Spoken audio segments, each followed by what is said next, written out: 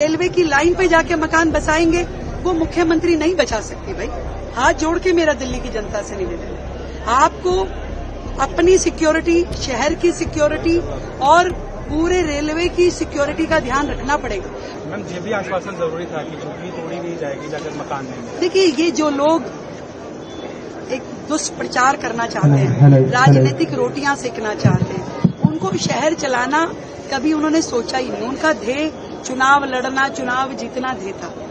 एक देश की राजधानी, उसको कैसे चलाना है, हर वर्ग के लोग जहां हैं, सबकी सुविधाओं का ध्यान रखते हुए, टैक्स पेयर का पैसा आ रहा है, किस पूरे शहर की सुविधाओं में लगना है, प्रशासन चलना है। फिर कभी दिल्ली बाढ़ में ना झुलस जाए, फिर दिल्ली प्यासी ना मरे, फिर दिल्ली गंदगी में ना रहे, फिर पहाड़ खत्म करने हैं, नदी साफ करनी है। ये सारे काम कैसे होंगे? ये सारे काम तब होंगे जब आपकी जनता को ये पता होगा कि आपको किसी भी प्रकार का गलत कार्य नहीं करना है। और गलत कार्य आप रेलवे की लाइन पे जाके मकान बसाएंगे वो मुख्यमंत्री नहीं बचा सकती। भाई हाथ जोड़ के मेरा दिल्ली की जनता से निवेदन है, आपको अपनी सिक्योरिटी, शहर की सिक्योरिटी और पूरे रेलवे की सिक्योरिटी का ध्यान रखना पड़ेगा। कल को किसी ट्रेन का एक्सीडेंट होता है, कोई गाय रेलवे लाइन पे कटती है, कोई व्यक्ति उसके नीचे आ जाता है, किसकी जिम्मेदारी होगी? एक तरफ हम मकान देने की बातें कर रहे हैं, हम मकान दें और उसके बाद भी लोग उसी झुग्गी को पकड़ के बैठे तो कैसे चलेगा? मकान अगर मिल गया जिस व्यक्ति को, उसे झुग्गी छोड़नी पड़ेगी।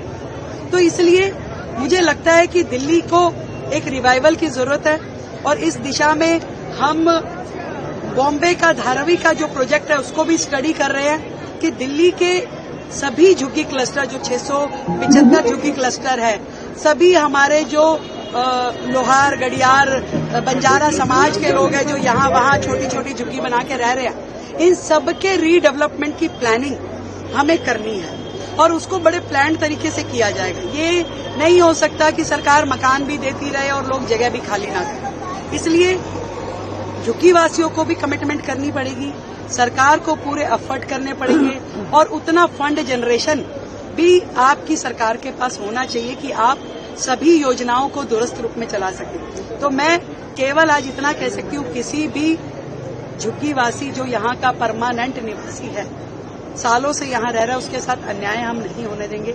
हमारे पास जितने नाम, जितने मकान रजिस्टर्ड है, हम उनकी एक विस्तृत योजना बना रहे हैं। जो पिछली सरकारों ने सालों साल 50,000 फ्लैट बनने हुए पड़े रहे, सालों से झुग्गी वासियों ने पैसे जमा करा रखे थे पिछली सरकारों के पास, उसके बाद भी उन्होंने उन्हें मकान नहीं दिए।